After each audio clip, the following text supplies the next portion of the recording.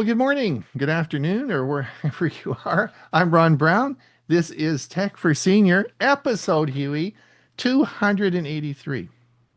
We're getting up there. We're getting up there, September the 9th, 2005. And yes, I did decide on a birthday present from last week, and that will be the Pixel 4 watch. But unfortunately, it's not going to be available in Canada till October. So, bummer. I don't get my birthday present By the till way, it's September 8th, not 9th. you're. Oh, it is. Yeah, it's September 8th. Did I say September 9th? Yes, you did. Well, I don't want to be one day older. I want to slow this down rather than advancing. Thanks, Marie. All right. And so life is good. We had a good weekend, and don't forget that we do have a show this coming Thursday, and we're going to be talking all about the new Samsung and iPhone. So it should be a fun show. We do have a busy agenda for today. We'll be going through that as we go along. We do have, of course, in our premiere version today, Bill James is going to talk about understanding Wi-Fi 7. Remember, Bill, you did that, and that was a great video. And Huey's going to talk all about understanding speed tests. Now, not this isn't your car speed test. This is internet speed test, right? And That's I'm going to talk about life-saving features on your phone. So should be pretty good. That will come up at half past the hour. I did was one. So if anybody, we don't need to do it now, but maybe in the Q&A, if anybody had the chance to look at the newsletter on our website, we've been doing that for 2 or 3 weeks now. I said I would like some feedback, and so far nobody said anything positive or negative, so it seems to be working. But I have no way of knowing if anybody ever looks at it. So I'm sort of curious, is that okay? Is everything fine? Which is great. And so we'll be doing, that'll be great if you could mention that in the Q&A. Huey, before we get going, how is it WinSig coming up this Sunday? WinSig is this Sunday. Yep. Right. So are you going to you'll get the invites out, or are they already out? Well, it's the same link that we have every time. So if you've already been on, you don't have to register again. Okay. And if you haven't, yeah, you can go to Hewie at Hewie.net or go to Hewie.net. And there's a form there you fill out for our newsletter. The newsletter will have all the information you need to register. All right. And Bill James, well, you're zipping around in your EV car. You're going to tell us all about that today as well. There was a couple questions last week at the beginning of the show, and I thought I would just talk about the pluses about owning an EV. I've been Great. very happy and very pleased. So, anyways, That's great. hope everyone enjoys the video, and there may be Yeah. some questions. We'll wait for the questions in the Q&A. And Mike Leaman, you really hit the mark today. I'm not going to tell I'm going to keep my mouth closed to keep it, but you picked two of my favorites. How did you do that? I know, and I was awful disappointed because I almost had something really special for you. I don't know if you know it or not, but at almost 80 years of age, Anne Murray has released a new album.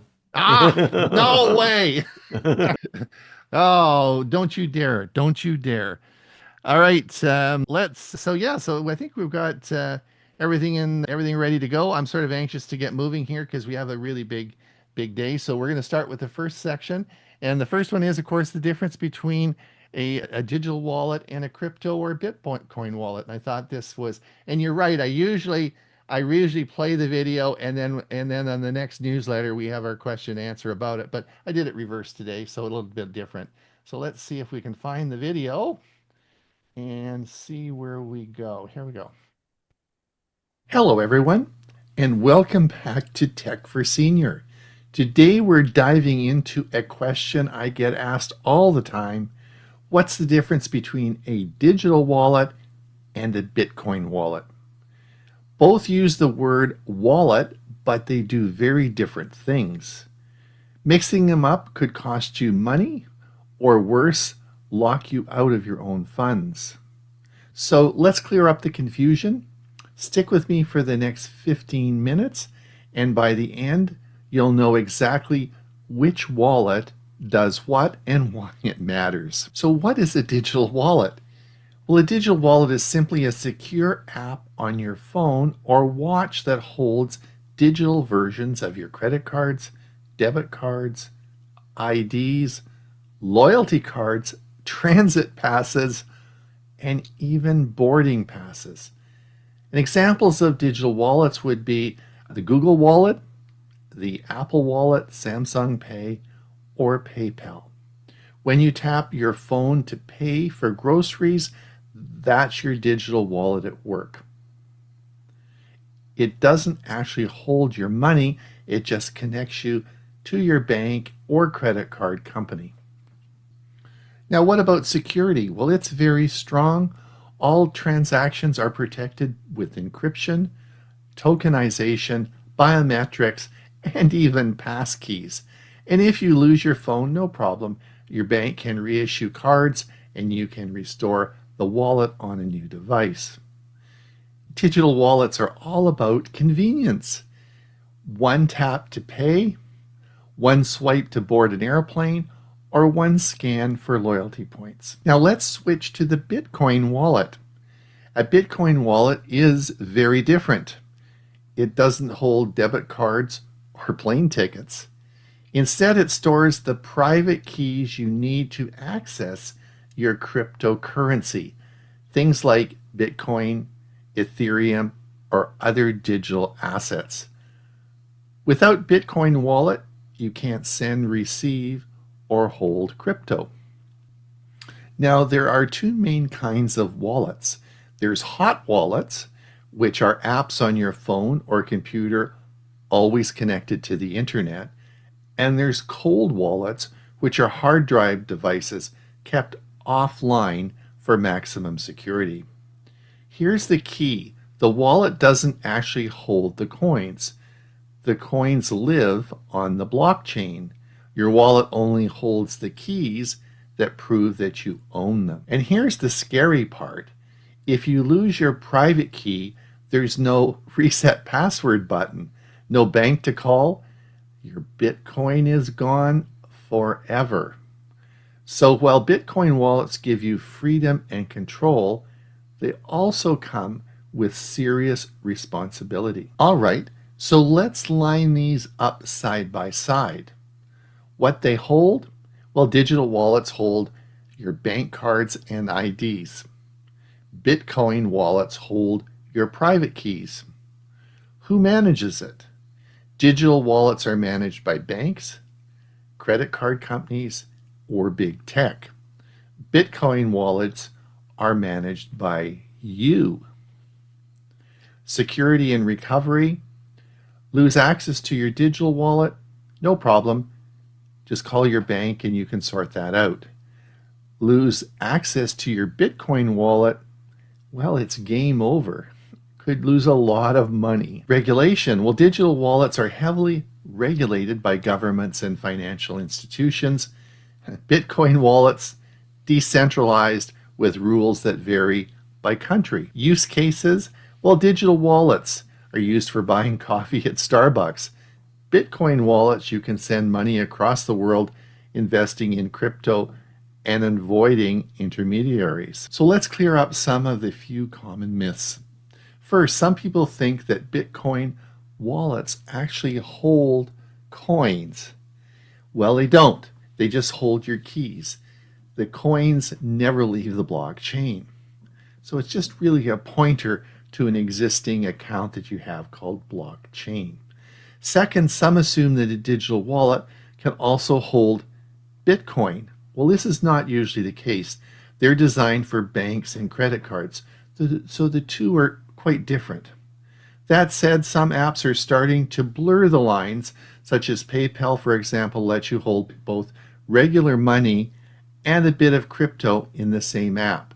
So that's where some of these are getting combined. But remember, the core difference is who controls it. So remember, your bank controls your digital wallet, but you control your crypto wallet. the core difference is who controls it. And with digital wallets, it's your bank that controls it. But with Bitcoin wallets, you're in control. So let's look at two real-world scenarios. The first is with a digital wallet. You're at a grocery store. You tap your Pixel phone on the terminal and it instantly charges your credit card, and that's done. Now let's use a scenario that you might use your Bitcoin wallet for. You want to send Bitcoin to a friend in Europe. You open your wallet app, scan their QR code, hit send, and with minutes they receive it. No banks involved. Same word, wallet, but a totally different experience. So let's wrap this up. A digital wallet is all about convenience and security for everyday life. A Bitcoin wallet is all about ownership and responsibility in the crypto world. One buys you a coffee, the other would buy you a house. Both are powerful tools, but mixing them up could be very costly. Well, I'd like to start to wrap it up today, but before we do that, I'd sure appreciate that like and subscribe, particularly the subscribe. We're really working on trying to get our numbers up, and that helps us create more videos like this. All right, let's do a short quiz before we all race off and see how we did. All right, so the question number 1 I want to ask you, which of the wallets holds your credit cards and ID for everyday purchases? Now, is it A, Bitcoin wallet, B, digital wallet, or C, cold wallet? I'll give you a minute to think about that, and then we'll go on with the answer. All right, let's talk a little bit about the answer. Well, of course, the answer is B, digital wallet. Bitcoin wallet would be something that you'd be using not for everyday purchases, and that would be something where you'd be sending larger amounts of money. And of course, the C option is cold wallet, which of course is a crypto wallet, and that is the physical device that you would hold, and you would store your private key in that device. It's not an app on your phone. You'd have to plug that device in, and we call that a cold wallet. All right, question number 2. Where do your actual Bitcoins live? And do they live A, inside your Bitcoin wallet, B, on the blockchain, or C, on your phone? Okay, what's the answer? Give you a minute to think about that. Okay, the answer, of course, is B again. It is, let's go over the answers. Where do your Bitcoins live? Well, you don't actually hold your Bitcoins. It is simply a pointer or private key to your little part of that long blockchain, which could be Bitcoin or different digital currencies. So the answer is B. Even though you might have an app on your phone for your crypto, it could be a crypto wallet on your phone as an app, it's still just a pointer that's pointing to your little part of that blockchain. All right, let's look at question 3. Which wallet is best for storing large amount of cryptocurrency long term? Well, is it a digital wallet? Is it a Bitcoin hot wallet? Or is it a Bitcoin cold wallet? I'll give you a minute to think about that. All right, well, let's talk about the answer, of course, is C, a Bitcoin cold wallet.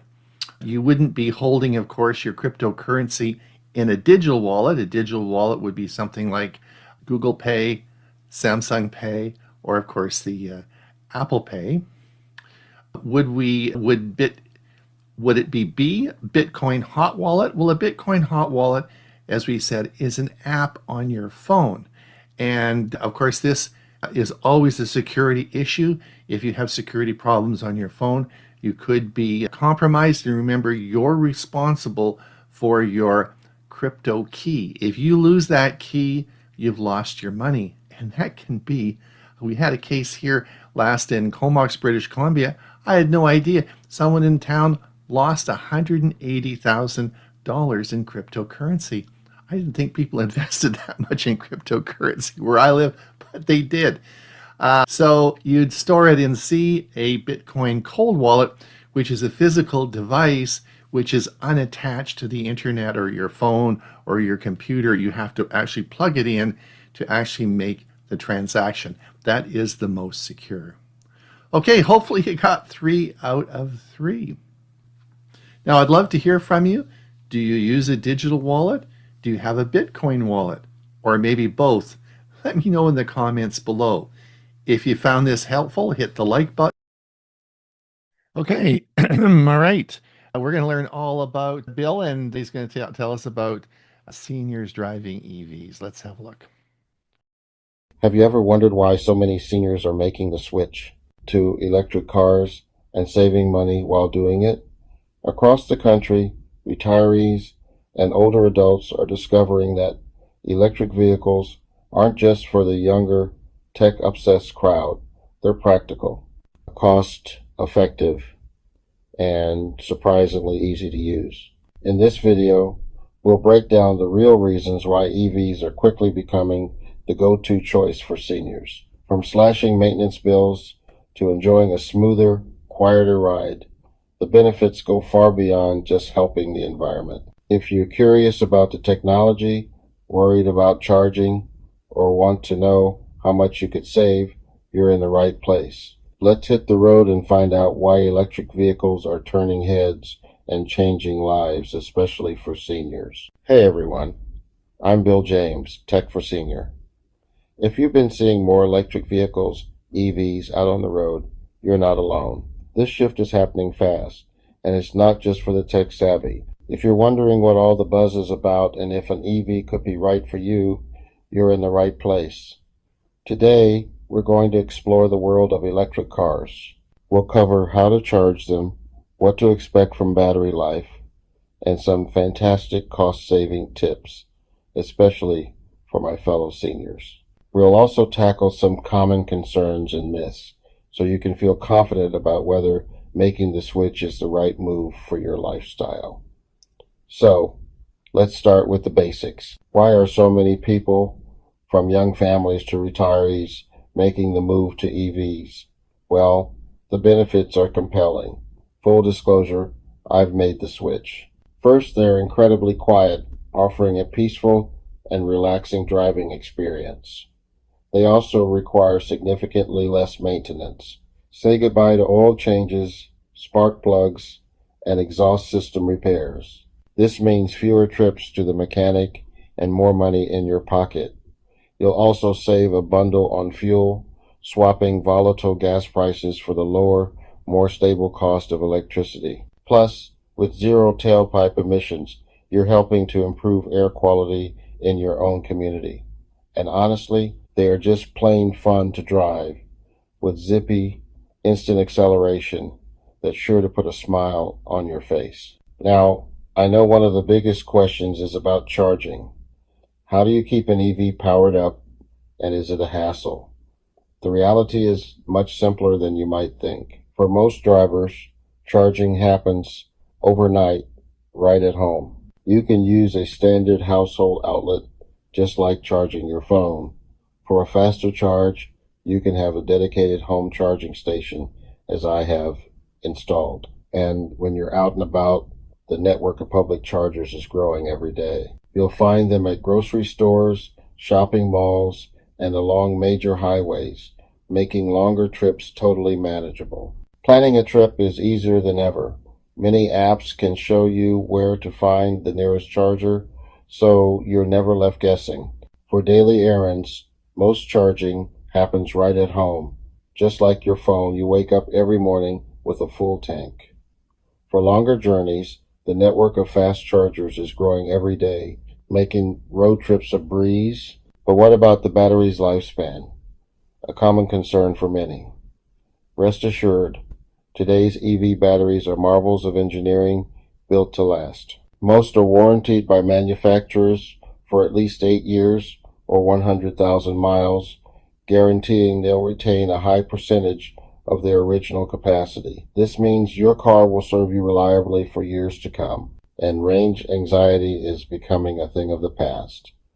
Most new EVs easily go over 200 miles on a single charge, more than enough for weeks of typical driving. To maximize your battery's health, experts suggest charging to about 80% for daily use, saving a full charge for longer trips. Another pro tip, try to park in the shade on hot days or in a garage during winter to help preserve the battery. Now, let's talk money, because who doesn't want to save? While the sticker price can seem high, significant savings are available. Federal tax credits, which are expiring soon, state rebates, and local incentives can slash thousands off the price. Your dealership or a quick search on government websites can show you what you qualify for.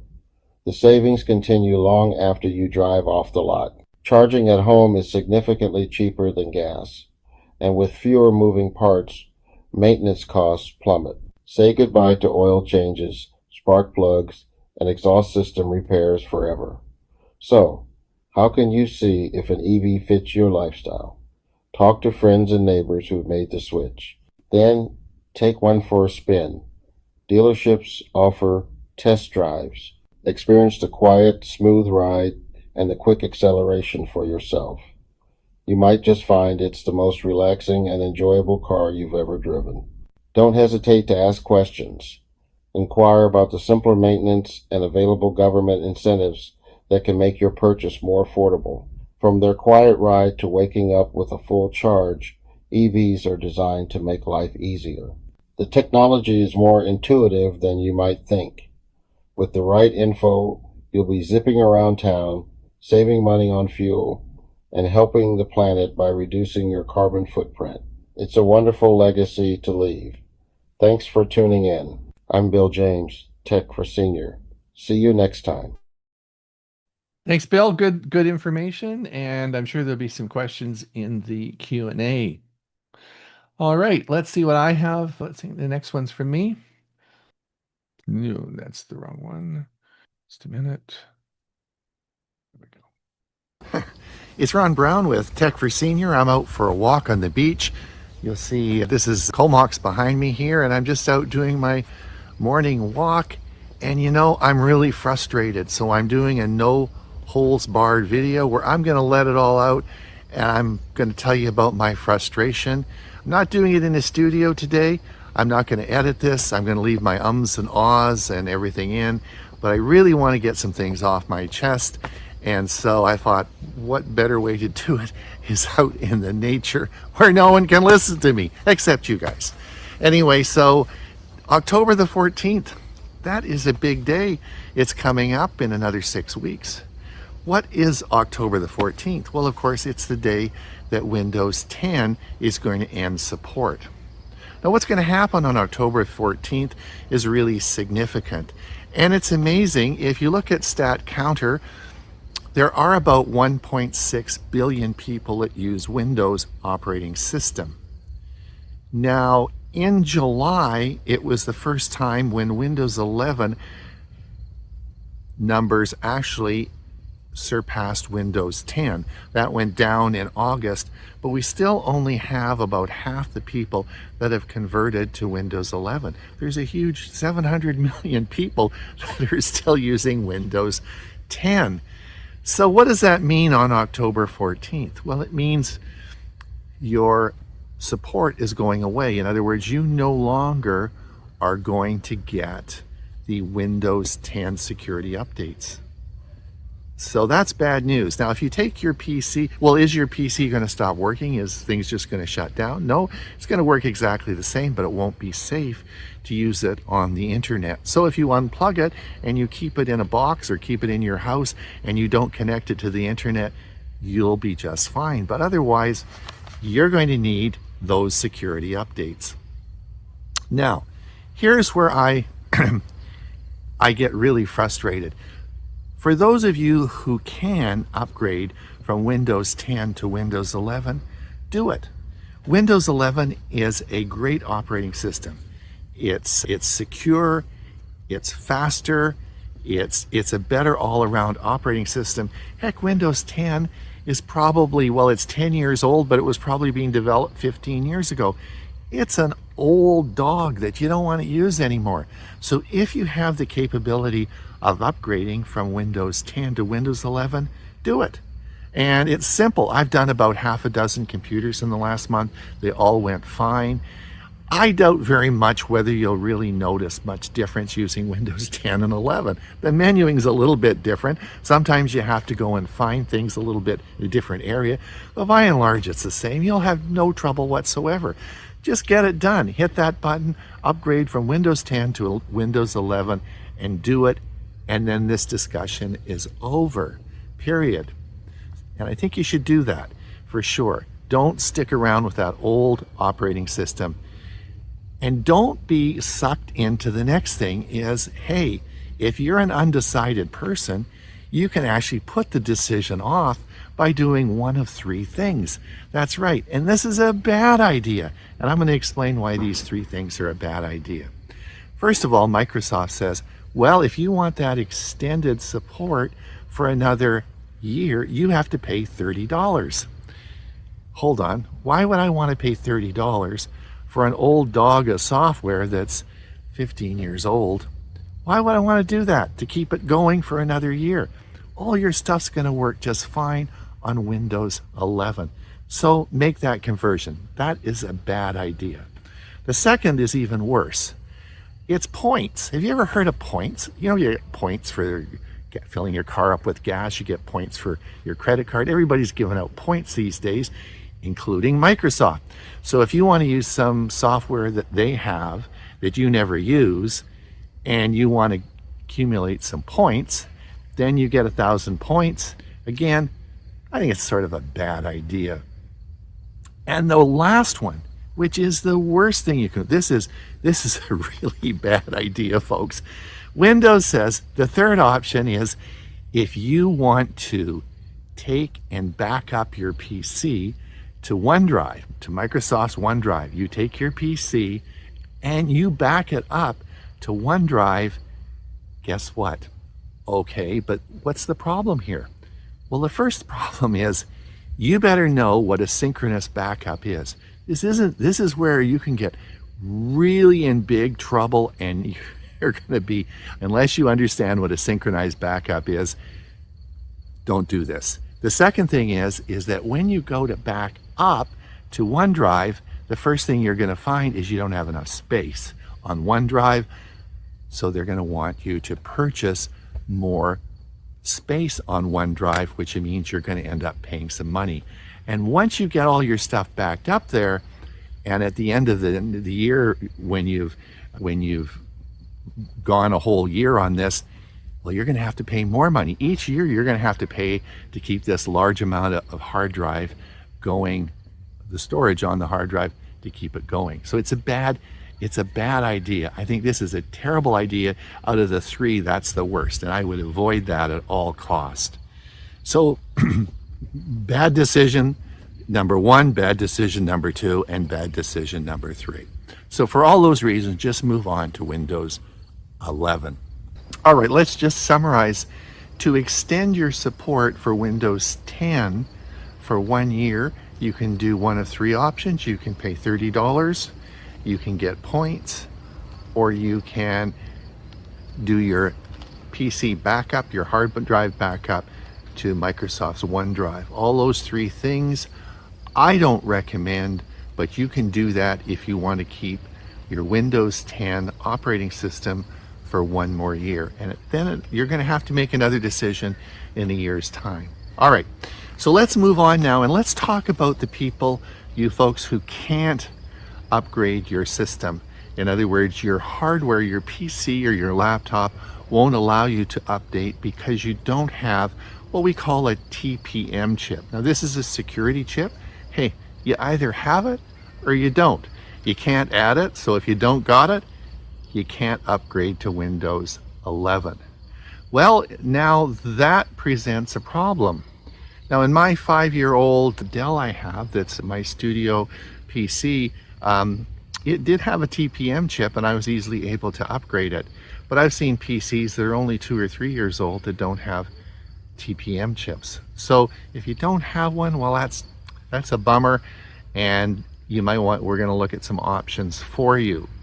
Now, if you do have a PC that's an older PC and it's over 5 years old, I would really consider looking at upgrading to a newer one, and just make sure that your new PCs, all new PCs now, will have a TPM chip in it, and in fact they'll come with Windows 11. So I would consider just upgrading your hardware. That's getting to be a pretty old PC. Now, there are some really bad ideas floating around, and this is again where I'm gonna, can I scream? I guess I'm out, no one's around me. I can scream about this. There are a lot of videos on YouTube about dumb ideas.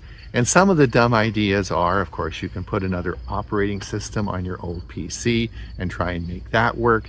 Well, for some people that might work, but it's not a great idea. And the other thing is you can take your old PC and make it into a Chromebook. Again, I've done over 50 videos about Chromebooks. We'll talk about that in a minute. And of course, I think that's a bad idea as well. So both of those I'm not keen on. But I have an idea for you that nobody talks about very much, and they've all got it wrong. So I want you really to think about this, and when we're talking about what your options are. And you may not have to even buy another computer because you already have one. And I'm talking about this thing here, which of course is a phone. It's a cellular phone. Now, this is actually, does anybody use this as a phone? This actually is a very advanced computer. So you already have in your hands an advanced computer. It's called your cell phone. Now, in the United States, about half the users of cell phones in the United States are iPhones. In Canada, it's even a little bit more. So as I'm talking to this group, there's a 50-50 chance that you have an iPhone. So what would be a good option for you? You can't use your PC anymore. You really don't know what to do. You're thinking of moving on. Let's consider just using the most advanced computer in the world, a great piece of hardware, and that's your iPhone. Sure. And you're going to say, well, just a minute. And let me tell you about this, is that if you're probably not watching this video if you're under 40. Because folks, the under 40 group does this all the time. They don't use PCs, they just use all their computer needs on their phone. The only reason we're talking about this is because I usually talk to groups of seniors, and they're all very PC orientated. But folks, there is no need to use a PC. It's all on your phone. And you own one of the most advanced computers that's made in the whole world. You've got the best hardware, the best software. It's all there for you on your iPhone. Now, maybe some of you might say, hey, I don't think that's a very good idea. I need something bigger. My eyesight isn't very good, or I don't like the finger thing on the screen. I just need something a little bigger. Well, hey, you can take your iPhone now and you can plug it into a monitor. You can plug it into as large a monitor as you want. You probably got a monitor sitting around your house. The Apple has made it so easy just to plug your phone into a monitor, and then it's all on a big monitor for you. Heck, if you can't even see that, or you don't have a big monitor, you can cast that phone to a TV. How many of you have an 85-inch TV? I bet you lots do. Cast your darn phone over onto the TV and you got it, right? You got it. So whether it's a monitor or casting your phone to a TV, all the things that you want to do, checking email, go to the bank, doing all the things that you would normally do on your PC, you can do it all on your phone. Now, some of you may have specific needs and say, well, I need a little more than my phone, I think. And okay, so your choice will be buy an iPad. Your iPad works perfect with your phone, synchronizes perfectly. We call it a symbiotic relationship. The two work together. The file structure is the same, the operating system's the same. It work great together. And if you need a keyboard, you really have to have a keyboard. Plug a keyboard in. You want a mouse, you can plug a mouse into that. But your iPad, whether it's a refurbished one, an older one, or a brand new one, is your go-to device if you own an iPhone. For sure. Forget the old PC and the other operating system. Forget making it into a Chromebook. Forget all that nonsense. Just take your phone, get an iPad, and use your TV. That's all you have to do. It works great. Now, what do we do for the other folks that don't have an iPhone? Let's move over to the Android side, okay? So you have maybe, let's say you got a Pixel phone, okay? Well, now that's great. So if you have a Pixel phone, again, you have the most advanced operating system in the world. You've got great hardware, you've got good support. So a Pixel phone goes great with a Chromebook. It doesn't work with an iPad very well. Yes, it'll work, but it's not great. But it's a symbiotic relationship between your Pixel phone and your Chromebook. It works great. There's great things that happen when you marry those two together. Lots of really interesting things you can do with it. It's a great relationship, and you get a Chromebook cheap. So it's great. I've made lots of videos on how to purchase a Chromebook. I'll put some of the links down below. But look at a Chromebook and you will be happy. A Chromebook is truly today, if you get a Chromebook Plus, it is truly a replacement for your PC. Works great with your phone. It all depends on what phone you have.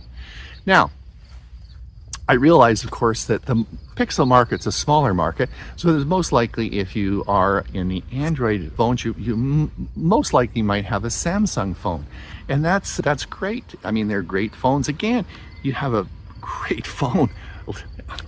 Operating system is great. Everything is good, and Samsung phones work great with Chromebooks, and I would just say that's good. But I'm going to tell you that there are some unique situations with Samsung phones, particularly with their health app that only works on Samsung devices. So if you do have a Samsung phone, yes, you can plug it into a monitor. They have a program on Samsung phones called 𝕥𝕦𝕡𝕡𝕠𝕥, D-E-X. We've done some videos about that.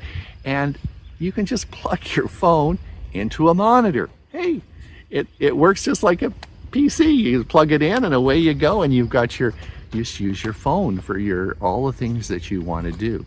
Same as we discussed earlier, and you can cast that to an 85-inch TV. If you find that too small, just cast it to an 85-inch TV.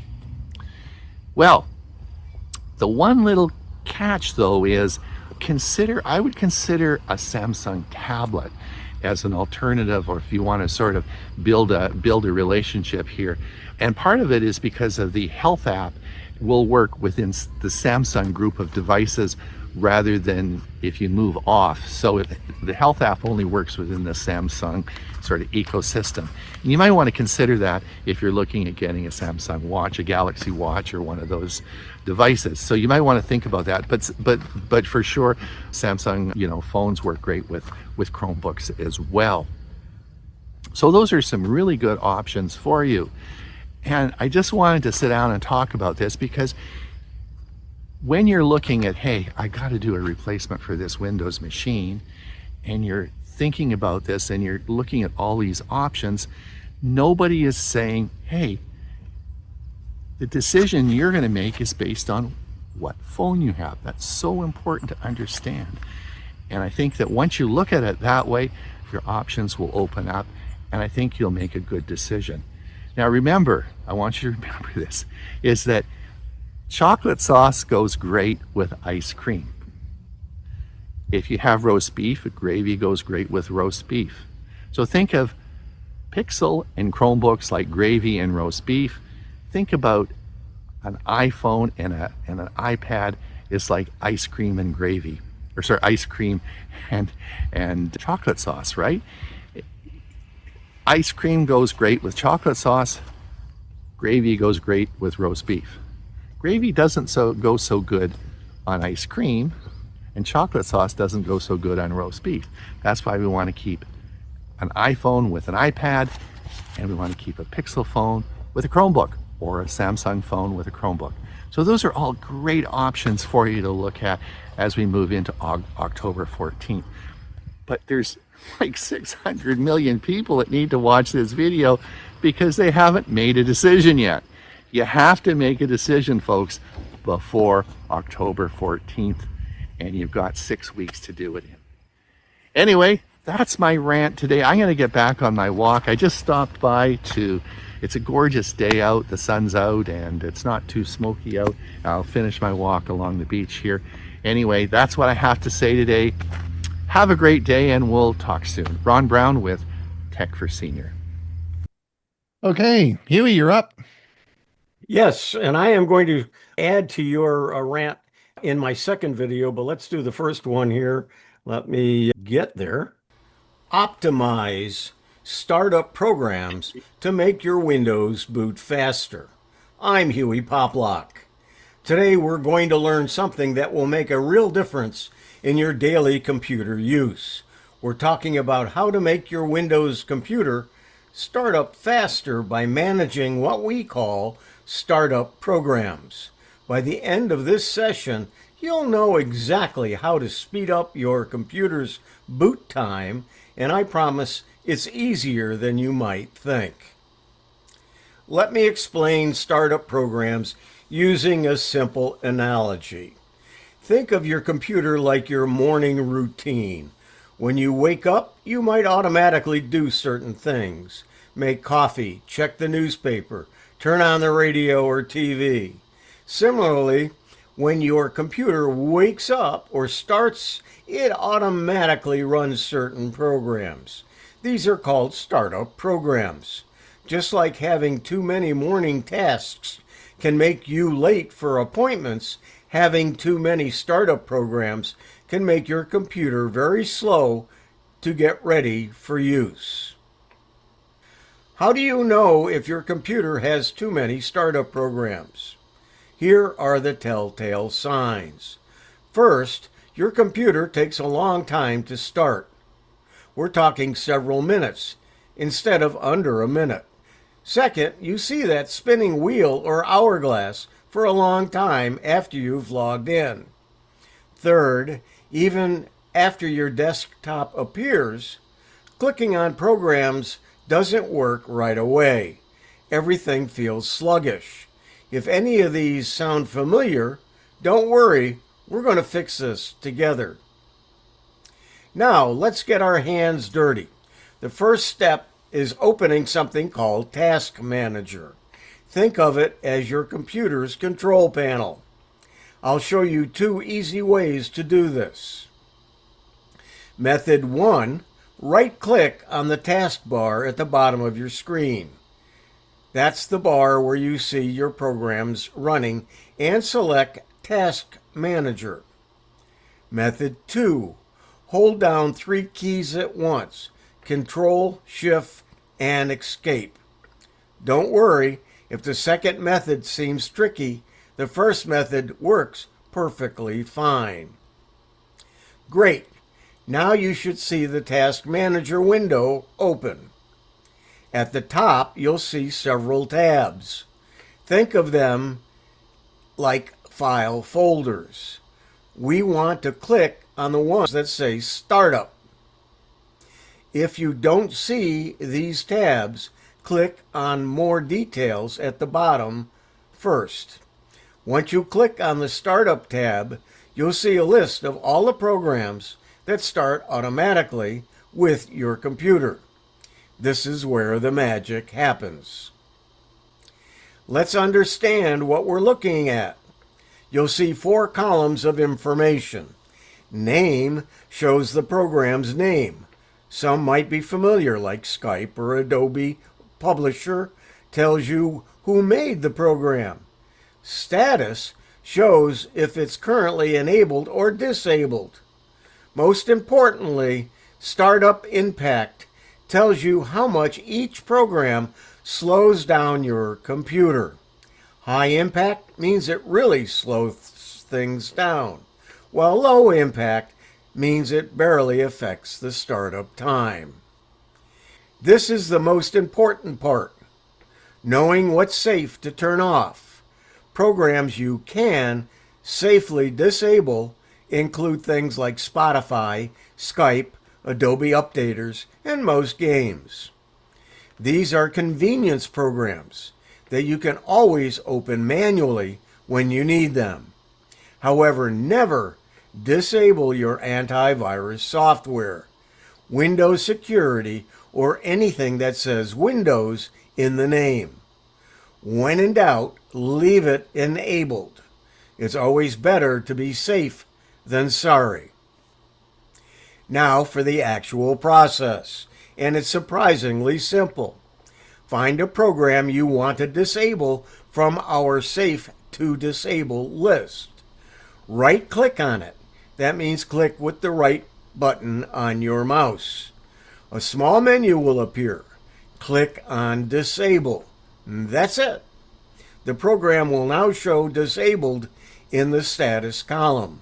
Remember, you're not deleting the program. You're just telling your computer not to start it automatically.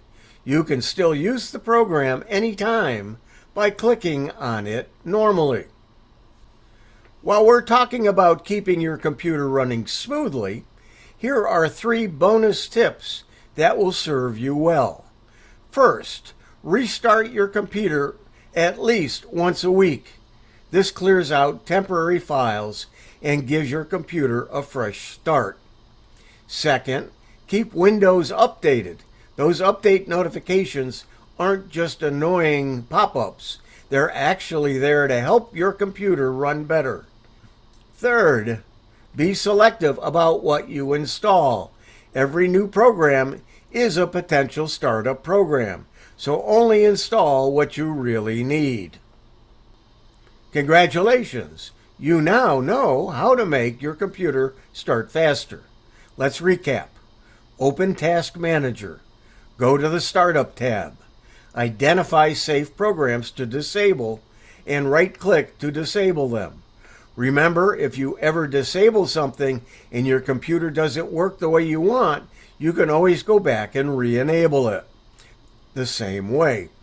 I encourage you to try this at home. Start with 1 or 2 programs and see the difference. Your computer will thank you, and so will your patience. Thank you very much. I'm Hewie Poplock. Okay, that's the first. Now to add to Ron's rant and talk a little bit about why you might want to switch from Windows 10 to Windows 11, let's go ahead and take a look at this. What's new in Windows 11 compared to Windows 10? I'm Hewie Poplock. Today we'll walk through the key differences you'll notice moving from Windows 10 to Windows 11.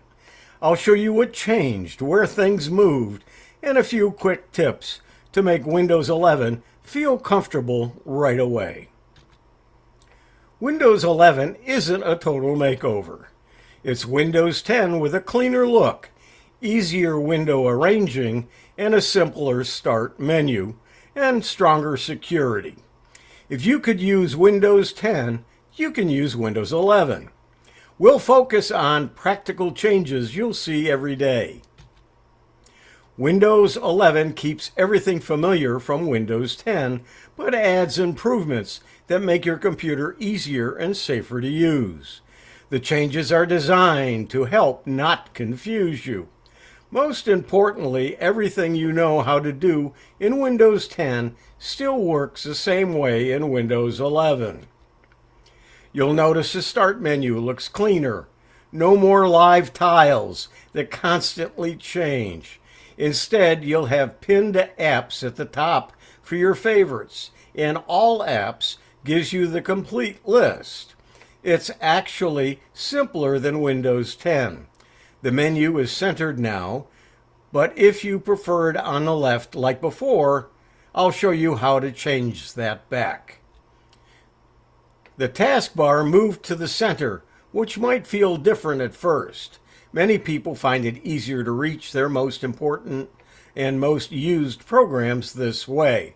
But remember, if you want it back on the left like Windows 10, you can change it in Settings. Your computer, your choice. Windows 11 makes juggling multiple programs much easier. Snap layouts help you organize windows neatly. Just hover over the Maximize button or press Windows key and Z to see layout options. Virtual desktops let you separate different activities, like keeping work separate from personal tasks. These features help keep your screen organized without the confusion. Windows 11 raises the security bar to keep you safer online. Windows Hello lets you sign in with your face, fingerprint, or simple PIN instead of typing passwords. Windows Security is built right in, and updates are smaller and less disruptive. You'll spend less time waiting and more time doing what you enjoy. Settings is much cleaner now. Categories on the left, details on the right, and the search actually finds what you're looking for. The Microsoft Store is faster and safer, with stricter security checks on apps. Built-in programs like Photos and Paint got helpful upgrades as well. Right-click menus are shorter now. If you don't see what you need, Show More Options is what you click to see the full menu. File Explorer has tabs like your web browser, making it easier to work with multiple folders. Quick settings for Wi-Fi and Bluetooth are separate from your notifications, making them easier to find. Windows 11 includes better tools to help everyone use their computer more easily. Voice typing is more accurate. The magnifier works better for reading small text, and the narrator has clearer speech. These tools are there when you need them, making technology more accessible for everyone. Widgets give you quick access to weather, news, and your calendar right from your desktop. Press Windows key plus W to see them, or click the widget's icon on your taskbar. You can customize what information you see, making your computer more personal and helpful. Make Windows 11 feel like home. Move the Start menu back to the left if you prefer. Pin your favorite programs to the taskbar, and increase text size if that helps you read better. Search is your best friend. Just type what you want, and Windows will find it. Remember, you won't break anything by exploring and trying new features. The bottom line, Windows 11 keeps what you know from Windows 10, adds a cleaner look, easier window management, and stronger security. Use snap layouts for organized windows. Try widgets for quick information. Rely on search to find things. And adjust the settings we discussed to make it comfortable. You've got this. Don't be afraid of Windows 11. A lot of you didn't switch because you are. So if you have the ability to do so, do it. Ron, back to you. Okay, now if before Mike gets going, just I want to say goodbye to everybody over on YouTube. If you want to participate in the Q&A, pop over and we'll certainly be happy to let you in and you can participate in that. Right now, Mike Leaman's going to move on to his music and I'm just going to close off the live stream. Thank you so much. Mike, take it away. Okay, I'm just going to get my screen shared here. So we should be able to... There we go, I guess. Okay, so notable music moments on September 8th. This day showcases a rich tapestry from landmark album chart toppers and influential artists' bursts to tragic events and cultural landmarks in the performing arts landscape. Whether you're fascinated by Motown's sensuous peaks and rock's chart conquests or the birth of iconic voices, September the 8th shines with musical significance. Some chart toppers and major releases. Marvin Gaye kicked off a 2-week reign at #1 on the Billboard Hot 100 with the sensual album Let's Get It On, which was one of Motown's signature hits. The Allman Brothers Band began a 5-week run at #1 on the Billboard 200 with their album Brothers and Sisters. Led Zeppelin saw their 8th and final studio album, In Through the Outdoor, top the UK album chart, as well as reaching #1 in the US, Canada, and New Zealand. Stevie Wonder earned his first UK #1 single single with I Just Called to Say I Love You, which dominated the charts globally for 6 weeks. John Bon Jovi scored a #1 on the Hot Billboard 100 with his debut solo track, Blaze of Glory. The Three Tenors, excuse me there, whoops, I lost my screen. With their live album, Carreras Domenico Pavarotti in Concert, hit #1 in the UK, as well as in Australia, the Netherlands, Italy, Spain, and New Zealand. Kylie Minogue, catchy's hit, Can't Get You Out of My Head, was released, rapidly becoming a global smash in 2001. In 2007, Sean Kingston grabbed #1 in the UK with Beautiful Girls, while Fergie peaked at #1 in the US with Big Girls Don't Cry. In 2016, Barbra Streisand topped the UK album charts with Encore, movie partners Sing Broadway, while the Chainsmokers, featuring Hazley, dominated UK singles with Closer. BTS made history in 2018 with their compilation album Love Yourself, Answer, which hit #1 in the US, Canada, Japan, and South Korea. Legendary birth today, Patsy Cline, born in 1932. Ron Pigpen McKernan, co-founder of the Grateful Dead, was born in 1945. Kelly McGroot of Electric Light Orchestra was born in 1945. Founding member of the Cars, Benjamin Orr, was born in 1947. David Steele from The Beat and Fine Young Cannibals and songwriter Amy Mann were both born in 1960. Pink, or as her birth name, Alicia Beth Moore, born in 1979. Eric Hutchison, known for rock and roll, was born in 1980. And the co-founder of Supertramp passed away today at 81. That was after I published this chart. Some other milestones and events, a little early for Jingle Bell Rock, but Bobby Helms made his debut on the Ed Sullivan Show with Jingle Bell Rock, its national TV debut. 1962, Elvis Presley's album Poplock hit #1 in the UK and #4 in the US. Although strictly not musical, it was on this day in 1971 that the John F. Kennedy Center for Performing Arts opened in Washington, D.C. with the premiere of Leonard Bernstein's Mass.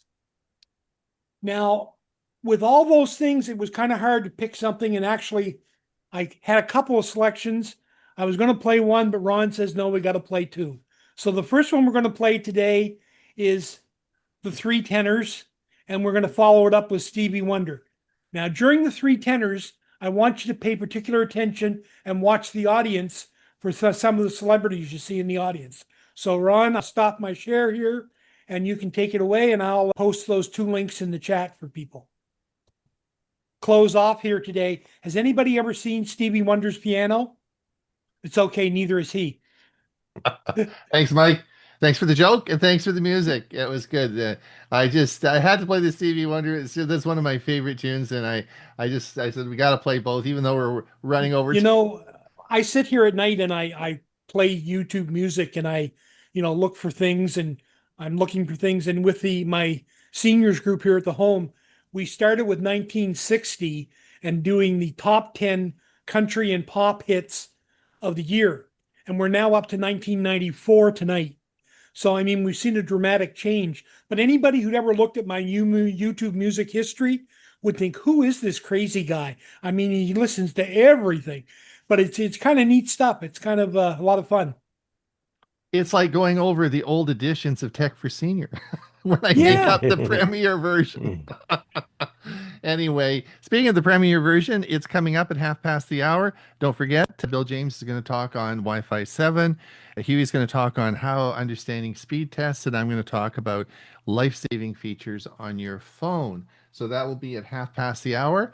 We're going to open it up now for, don't forget, our Thursday show. And Hewie, if you can't find the Thursday show and you don't know how to connect, what website would you go to where you could find it? Oh, let me think. How about techforsenior.com? And under it would be under the newsletter because I haven't made a decision whether we're going to keep it for, but you want to watch it there. The link's up there. Well, it's not up there yet, but it will be probably later, probably tomorrow. I'll be putting the link up.